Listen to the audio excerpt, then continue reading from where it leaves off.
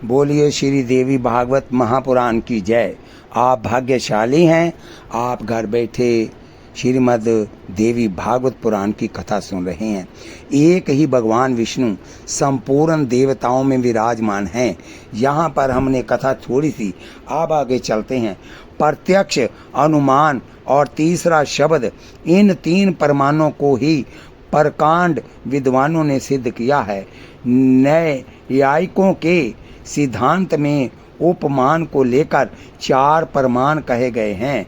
मीमांसकों ने अर्थापत्ति सहित 5 प्रमाण माने हैं। पुराण वेता विज्ञ पुरुष 7 प्रमाण मानते हैं। जो इन सभी प्रमाणों से नहीं जाना जा सकता वही पार ब्रह्म परमात्मा है। इस विषय में शास्त्र बुद्धि एवं निश्चयात्मिका युक्ति से बारंबार विचार करके अनुमान कर लेना चाहिए। विज्ञ पुरुषों को चाहिए कि जिसका प्रत्यक्ष ज्ञान हो रहा है उसे भी अनुमान से विचार कर लें। शिष्ट मार्ग का अनुसरण करने वाला भी निरंतर दृष्टांत से काम लिया करता है। विद्वान पुरुष ऐसा कहते हैं और पुराणों ने भी घोषणा की है कि ब्रह्मा में सृष्टि करने की शक्ति है और विष्णु में पालन करने में समर्थ हैं तथा शंकर संहार करने में कुशल हैं। सूर्य जगत को प्रकाश देते हैं। शेष और कच्छप पृथ्वी धारण किए रहते हैं। अग्नि में जलाने की और पवन में हिलाने डुलाने की शक्ति है। सब में जो शक्ति विद्यमान है वही आदि शक्ति माँ भगवती जगदम्बे है। उसी के प्रभाव से शिव भी शिवता को प्राप्त होते हैं। जिस पर उस शक्ति की कृपा न हुई वह कोई भी हो शक्तिहीन हो जाता है। बुद्ध जन उसे असमर्थ कहते हैं। उसमें व्यापक रहने वाली जो आदि शक्ति है उसी का ब्रह्मा इस नाम से निरूपण किया गया है। अतएव विद्वान पुरुषों को चाहिए कि भली भांति विचार करके सदा उसी शक्ति की उपासना करें। विष्णु में सात्विक की शक्ति व्याप्त है। यदि वह उनसे अलग हो जाएं तो विष्णु कुछ भी न कर सकें। ब्रह्मा में जो राजसी शक्ति है उनके बिना वह सृष्टि कार्य में अयोग्य हैं। शिव में जो तामसी शक्ति है उसी के प्रभाव से वह संहार लीला करते हैं। मनो योग पूर्वक इस प्रकार बार बार विचार करके सारी बात समझ लेनी चाहिए। वही आदि शक्ति इस अखिल ब्रह्मांड को उत्पन्न करती है और उसका पालन भी करती है। वही इच्छा होने पर इस चराचर जगत का संहार भी करने में संलग्न हो जाती है। ब्रह्मा विष्णु शंकर इंद्र अग्नि और पवन ये सभी किसी प्रकार भी स्वतंत्र रूप से अपने अपने कार्य का संपादन नहीं कर सकते, किंतु जब वह आदि शक्ति इन्हें सहयोग देती है तभी ये अपने कार्य में सफल होते हैं। अतः इन कार्य कारणों से यही प्रत्यक्ष सिद्ध होता है कि वह शक्ति ही सर्वोपरि है। विद्वान पुरुष उस शक्ति के विषय में 2 प्रकार की कल्पना करते हैं, सगुना और निर्गुणा। भोग की इच्छा करने वाले सगुना की उपासना करते हैं। वियोगियों के यहाँ श्री निर्गुणा की उपासना होती है। वह शांत स्वरूपा धर्म अर्थ काम और मोक्ष की स्वामिनी है। विधि पूर्वक उसकी उपासना करने पर सभी मनोरथ सुलभ हो जाते हैं। वह आदि शक्ति पार ब्रह्म स्वरूपा एवं सनातनी है जो सदा थी, सदा है और सदा आगे रहेगी। कभी उसका अवसान नहीं होता। अतएव मुनिवरों विवेक की पुरुष संदेह रहित होकर उस शक्ति की ही उपासना करें। संपूर्ण शास्त्रों से यही बात निश्चित होती है। शक्तिहीन पुरुष चेष्टा रहित हो जाता है। ये तो प्रत्यक्ष ही दिखाई पड़ रहा है। अतएव संपूर्ण जगत में शक्ति को ही सर्वोपरि समझना चाहिए। बोलिए श्रीमद् देवी भागवत महापुराण की जय। आगे सुनिए मधु कैटभ के साथ भगवान विष्णु का युद्ध। भगवती की स्तुति से भगवान के द्वारा मधु कैटभ का सम्मोहन और भगवान विष्णु के द्वारा उनका वध करना।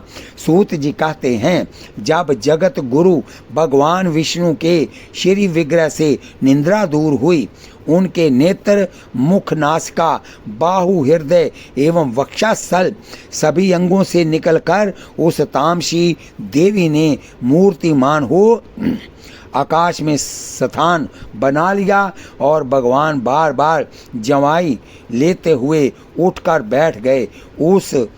तब उन्होंने देखा वही प्रजापति ब्रह्मा जी भयभीत होकर खड़े हैं। फिर तो महान तेजस्वी श्री विष्णु मेघ की भांति गंभीर वाणी में कहने लगे। भगवान विष्णु बोले, पद्म योनि ब्रह्मा जी, आप जप तप छोड़कर यहाँ कैसे आ गए? भगवान, क्यों आप इतने चिंतित हैं? आपका मन भय से अत्यंत घबराया हुआ क्यों है? ब्रह्मा जी ने कहा, भगवान, मधु और कैटभ नामक दो दैत्या आपके कान की मैल से उत्पन्न हुए हैं।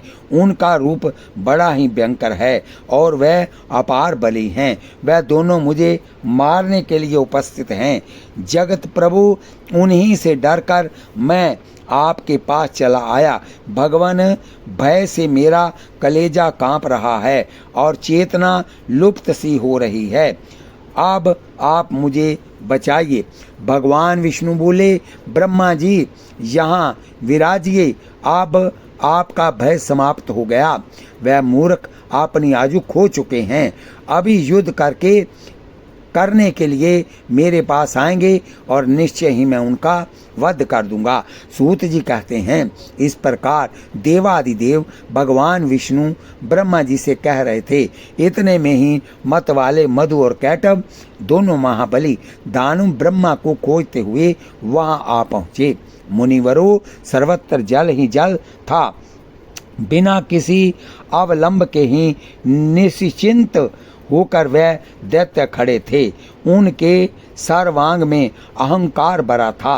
वह ब्रह्मा जी से कहने लगे, भाग कर इनके पास चला आया, क्या इससे बच सकेगा? युद्ध कर, ये देखता ही रहेगा और हम तेरे प्राण हर लेंगे। इसके बाद सर्प के फन पर बैठने वाले इसे भी हम मारेंगे, किंतु पहले अभी तू लड़ ले। या लड़ना नहीं चाहता तो मैं तुम्हारा दास हूँ, यूं कह दे। सूत जी कहते हैं, मधु और कैटभ की बात सुनकर भगवान विष्णु उनसे कहने लगे, दानव श्रेष्ठ, तुम इच्छा पूर्वक मुझसे युद्ध कर लो। महाभाग, तुम बड़े बली हो, तुम्हें असीम अभिमान हो गया है। यदि युद्ध करने की अभिलाषा हो तो आ जाओ, मैं तुम्हारा अभिमान दूर कर दूंगा। सूत जी कहते हैं, भगवान विष्णु के वचन सुनकर मधु और कैटभ भी आंखें क्रोध से लाल हो उठी। मधु और कैटभ की आंखें क्रोध से लाल उठी।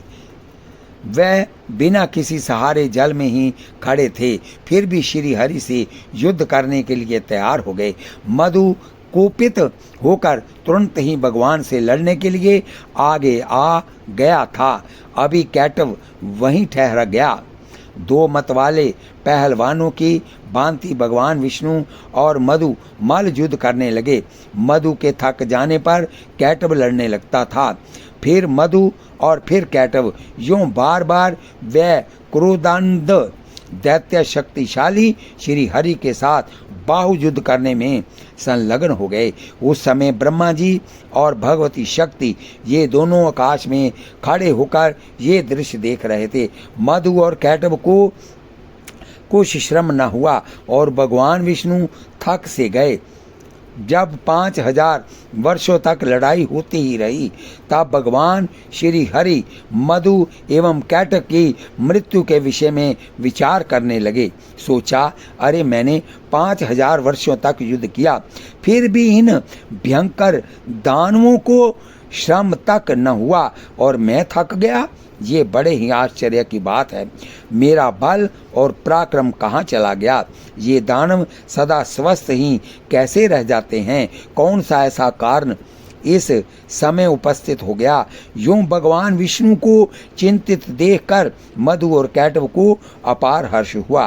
तब वह मतवाले दानव मेघ की भांति गंभीर वाणी में कहने लगे, विष्णु, यदि तुम में बल न रहा और युद्ध करने से थकान आ गई तो मस्तक तक हाथ जोड़कर कह दे कि मैं अब तुम लोगों का दास बन गया। महामते, यदि ये ना जचे, अभी कुछ शक्ति शेष हो तो लड़कर देख ले, तुझे तो हम मार ही डालेंगे, साथ ही इस 4 मुख वाले ब्रह्मा के भी प्राण हर लेंगे। सूत जी कहते हैं, महाभाग श्री विष्णु अगाध जल में विराजमान थे। मधु और कैटव ने उन्हें यूं खरी खोटी सुनाई। उनकी बात सुनकर भगवान शांति पूर्वक मधुर वचन कहने लगे। भगवान बोले, जो थक गया हो, डरा हो, जिसके हथियार गिर पड़े हों, स्वयं गिर गया हो, अथवा अभी जो बालक हो, इन पर शूरवीर पुरुष प्रहार नहीं करते। यही सनातन धर्म है। इस युद्ध भूमि में मैंने 5000 वर्षों तक लड़ाई की। मैं अकेला हूँ और समान बल वाले तुम 2 भाई लड़ रहे हो। तुम दोनों समय समय पर जैसे विश्राम कर लेते हो, वैसे ही मैं भी कुछ विश्राम करके युद्ध करूँगा। इसमें क्या संदेह है? माना तुम दोनों महान मत वाले शूरवीर हो, परंतु कुछ समय तक ठहरो, मैं विश्राम कर लूं, फिर न्यायपूर्वक युद्ध आरंभ करूंगा। सूत जी कहते हैं, भगवान विष्णु का उक्त कथन सुनकर दानव श्रेष्ठ मधु और कैटव शांत हो गए। फिर युद्ध होगा यूं निश्चय करके कुछ समय के लिए वह दूर जाकर खड़े हो गए। चतुर्भुज भगवान विष्णु ने देखा मधु और कैटव यहाँ से बहुत दूर चले गए हैं। तब उन्होंने उनकी मृत्यु क्यों नहीं होती इसका कारण सोचा। विचार करने पर ज्ञात हुआ कि भगवती ने इन्हें वरदान दिया है, ये जब चाहेंगे तभी मृत्यु इनके पास आएगी। इसी से ये शांत भी नहीं होते। मैंने व्यर्थ में इतनी घोर लड़ाई की, मेरे परिश्रम का कुछ भी फल न मिला। ये कैसे मरेंगे ये ठीक जाने बिना अब मैं युद्ध करूं भी तो किस प्रकार? ये दानव वर के प्रभाव से घमंड में चूर हो रहे हैं। सदा मुझे दुख देना इनका स्वभाव ही बन गया है। बिना युद्ध किए ये मरेंगे भी कैसे? भगवती वर दे चुकी है, वह उसे टाल नहीं सकती। भला अपनी इच्छा से तो दुखी आदमी भी मृत्यु का आवाहन नहीं करता, फिर ये क्यों मरना चाहेंगे? जब कोई असाध्य रोगी और दरिद्र भी स्वयं मरना नहीं चाहता, फिर ये तो अभिमान में चूर रहते हैं, अपनी मृत्यु क्यों चाहेंगे? अतः मैं अब सभी मनोरथ पूर्ण करने वाली उस विद्यामयी शक्ति की शरण में चलूं, क्योंकि अब उनके प्रसन्न हुए बिना कार्य सिद्ध नहीं हो सकता।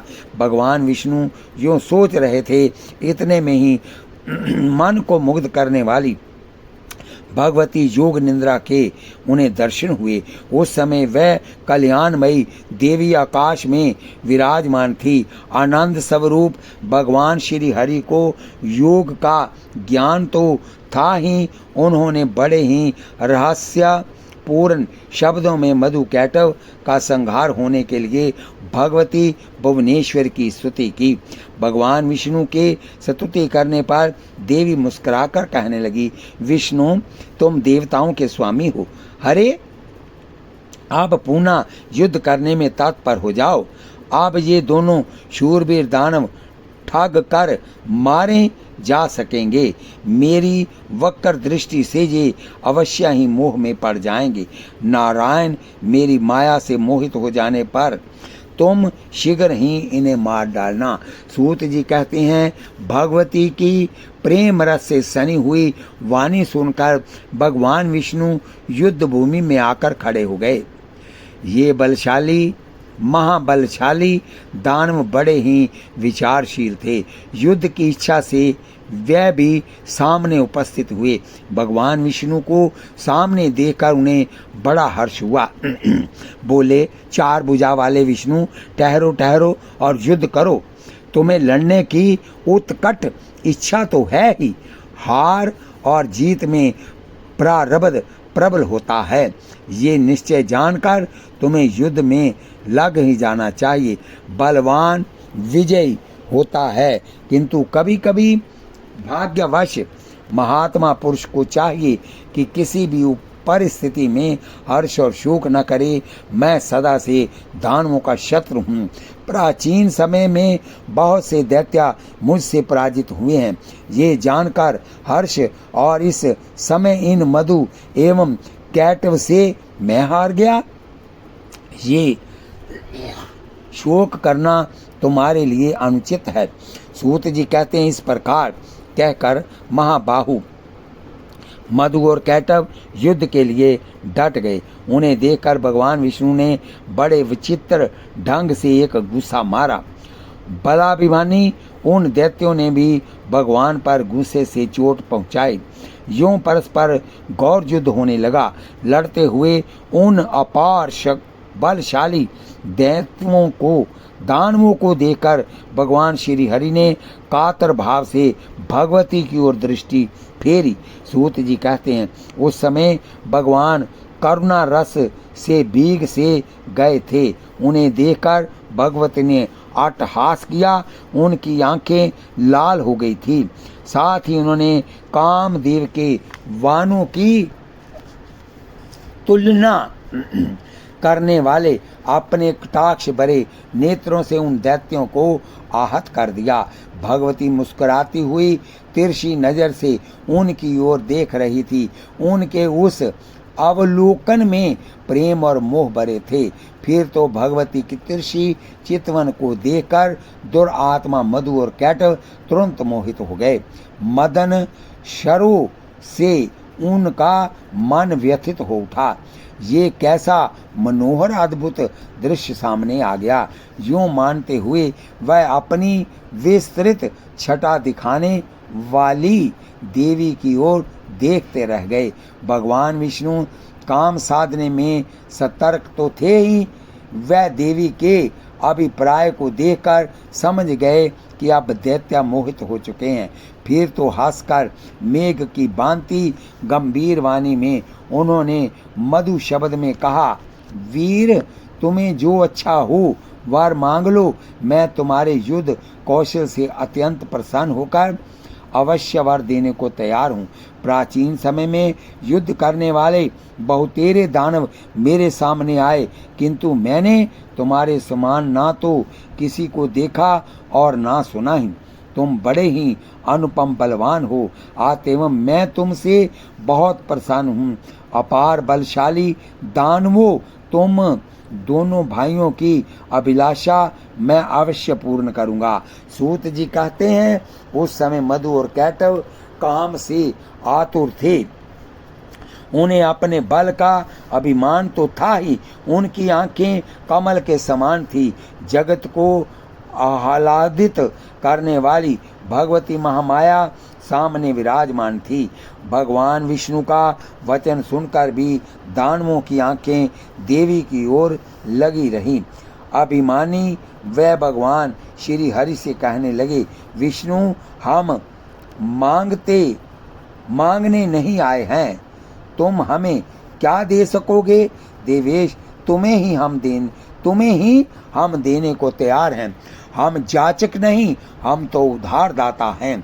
हर्षकेश, तुम्हें जिस वर की अभिलाषा हो हमसे प्रार्थना करो। वासुदेव, तुम्हारे इस अद्भुत युद्ध से हम बड़े प्रसन्न हैं। मधु और कैटव की बात सुनकर भगवान विष्णु ने कहा, यदि तुम लोग अब मुझ पर प्रसन्न हो और वर देना चाहते हो तो बस दोनों मेरे हाथों से मौत स्वीकार कर लो। सूत जी कहते हैं, तदंतर भगवान श्री हरि की बात सुनकर मधु और कैटव महान आश्चर्य में पड़ गए। वे हम ठगे गए मानकर खड़े रहे। उनके मुख पर शोक की घटा गिर आई। सर्वत्र जल भरा था, कहीं भी प्राकृतिक भूमि नहीं दिखती। ये मन में विचार करके वह भगवान से कहने लगे, जनार्दन, तुम देवताओं के स्वामी हो, तुमने भी पहले वर देने की बात कही है, तुम कभी झूठ नहीं बोलते, अतः हमारा भी अभिलषित वर दो। माधव, हमारा वर यही है कि जल शून्य यहाँ पर खुश्क जगह हो, सूखी जगह हो। हम सूखे में मरना चाहते हैं, गिल्ले में नहीं मरना चाहते। तब हमारा वध करो।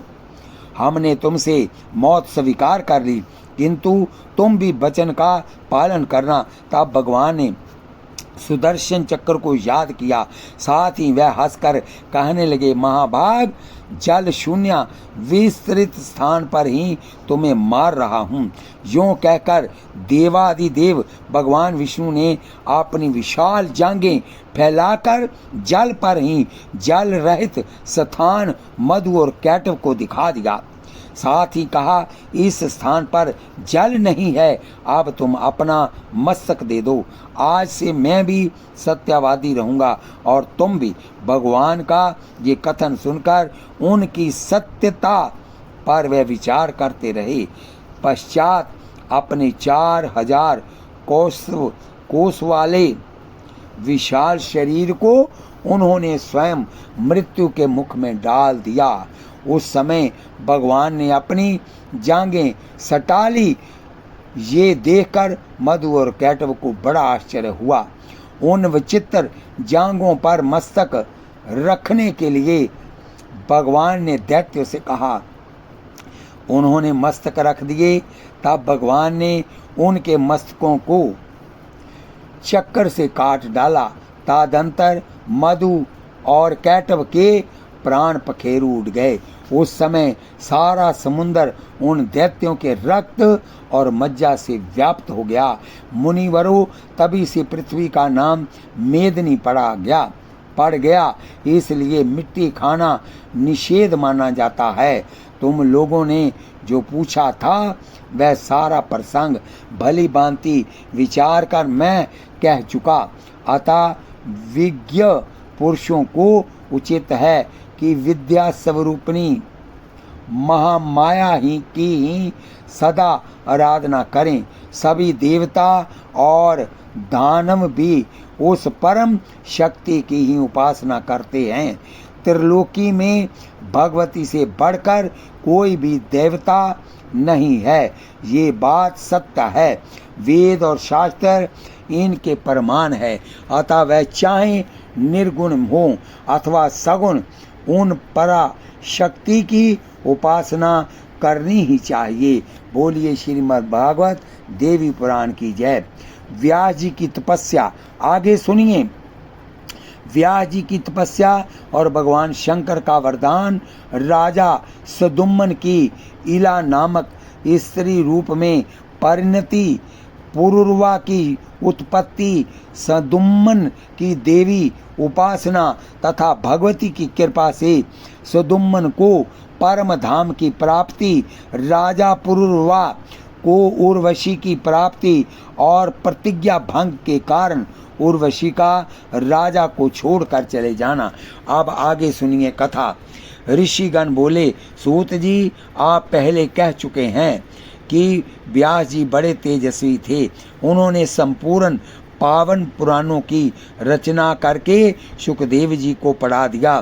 किस प्रकार की तपस्या करने के प्रभाव से उन्हें सुखदेव जी पुत्र रूप में प्राप्त हुए थे, इस विषय में व्यास के मुखारविंद से आपने जो कुछ सुना हो वह सब वृत्तांत विस्तार पूर्वक कहने की कृपा कीजिए। सूत जी कहते हैं, सुखदेव जी उच्च कोटि के साक्षात योगी थे। सुखदेव जी उच्च कोटि के साक्षात योगी थे। सत्यवती नंदन व्यास जी से जैसा उनका जन्म हुआ वह कहता हूँ। एक समय की बात है, महाभाग व्यास जी मुझे पुत्र हो जे निश्चित विचार करके मेरुगिरी के रमणीक शिखर पर गए और उन्होंने कठिन तपस्या आरंभ कर दी। उनके मन में बार बार विचार उठता था कि शक्ति की उपासना अवश्य होनी चाहिए। जो शक्ति का पूजन नहीं करता, जो शक्ति का पूजन नहीं करता, जगत में उसकी निंदा होती है। शक्ति का उपासक आदर पाता है। सत्यवती नंदन व्यास जी सुमेरु गिरी के जिस शिखर पर तपस्या करते थे वहाँ एक बड़ा अद्भुत कनेर का उपवन था। सभी देवता और महान तपस्वी मुनि वहाँ क्रीड़ा करते थे। आदित्य, वसु, रुद्र, मरुत और अश्विनी कुमार तथा अन्य भी ब्रह्मा को साक्षात्कार किए हुए मुनि गण वहाँ ठहरे हुए थे। निरंतर संगीत ध्वनि होती थी। फिर तो चराचर संपूर्ण जगत में व्यास जी का तेज फैल गया। उनकी जटाएं अग्नि के समान चमकने लगी। उस समय उनके तेज को देखकर शचीपति इंद्र डर गए। देवराज के मन में व्यथा उत्पन्न हो गई। वे भगवान शंकर के पास जाकर खड़े हो गए। उनकी स्थिति देखकर भगवान शंकर ने कहा, शंकर जी बोले, इंद्र तुम देवताओं के राजा हो, आज कैसे भयभीत हो गए? तुम पर कौन सा दुख टूट पड़ा? तुम्हें कभी भी तपस्वियों के प्रति अमर्ष नहीं करना चाहिए, ईर्ष्या नहीं करनी चाहिए। शक्ति सहित मैं उपास्य हूँ। जो जानकर मुनिगण तपस्या में लगे रहते हैं वह किसी प्रकार भी दूसरे का अहित नहीं करना चाहते। जब शंकर ने इंद्र से यूं कहा तब वह उनसे पूछने लगे, व्यास जी क्यों तपस्या करते हैं और उनके मन में क्या अभिलाषा है? भगवान शंकर ने कहा, पराशर नंदन व्यास पुत्र पाने के लिए कठिन तपस्या कर रहे हैं। अभी 100 वर्ष पूरे हो जाते हैं, तब मैं उन्हें सुंदर पुत्र दूंगा। सूत जी कहते हैं, इस प्रकार भगवान शंकर ने इंद्र से कहा। तत्पश्चात वह जगत गुरु शंकर व्यास जी के पास गए और कहने लगे, वासवी नंदन व्यास उठो, तुम्हें अभी सुंदर पुत्र प्राप्त होगा। अनग तुम्हें संपूर्ण तेजों का साकार विग्रह, ज्ञानी, यश का विस्तार करने वाला तथा अखिल जनों का प्रिय पुत्र प्राप्त होने वाला है। उसमें सभी सात्विक गुण उपस्थित रहेंगे, साथ ही वह सत्य पराक्रमी भी होगा। सूत जी कहते हैं, भगवान शंकर की मधुबई वाणी सुनकर महाभाग व्यास जी ने उनके चरणों में मस्तक झुकाया और वे अपने आश्रम को चले गए। बहुत वर्षों के परिश्रम से वह थक गए थे। पुत्र उत्पन्न करने के लिए यूं अरणी अर्थात कामनी व्याख्यात है। वह तो आज मेरे पास है नहीं, परंतु मैं किसी स्त्री को स्वीकार भी कैसे करूं, क्योंकि स्त्री तो पैरों को जकड़ने वाली श्रृंखला ही है। स्त्री चाहे पुत्र उत्पन्न करने में कुशल, पतिव्रत, धर्म के पालन में निपुण और रूपवती भी क्यों ना हो, है तो वह बंधन स्वरूप ही। वह अपनी इच्छा के अनुसार सुख भोगना पसंद करती है। गृहस्थ का जीवन बड़ा ही संकटमय है। फिर अब मैं उसे कैसे स्वीकार करूं। मुनिवर व्यास जी जो सोच रहे थे, इतने में ही धृताची नाम की अप्सरा दिव्या रूप धारण किए हुए उन्हें दृष्टि गोचर हुई। उस समय वह मुनि के समीप ही आकाश में खड़ी थी। अप्सराओं में उनका सर्वोच्च पद था। अब मुझे क्या करना चाहिए? यदि मैं इसे स्वीकार कर लेता हूँ तो अनेकों तप करने वाले महात्मा मेरी हंसी उड़ाएंगे। जो कुछ भी हो, उत्तम सुख देने वाला तो गृहस्थ आश्रम ही है कहा जाता है। ये आश्रम पुत्र देता है, स्वर्ग पहुँचाता है और ज्ञान हो जाने पर मोक्ष भी दे देता है। बहुत पहले नारद जी से मैं एक प्रसंग सुन चुका हूँ। उर्वशी नामक अप्सरा थी। राजा पुरुरवा उसके वश में हो गए थे। अंत में उस अप्सरा ने राजा का तिरस्कार कर दिया। मुनियों के पूछने पर सूत जी कहने लगे, मुनिवरों, इला के गर्भ से पुरुरवा की उत्पत्ति हुई थी। ये प्रसंग अब तुम्हें सुनाता हूँ। पुरुरवा यज्ञ और दान में संलग्न रहने वाले एक धार्मिक पुरुष हो गए। सदुम्मन नामक एक राजा थे।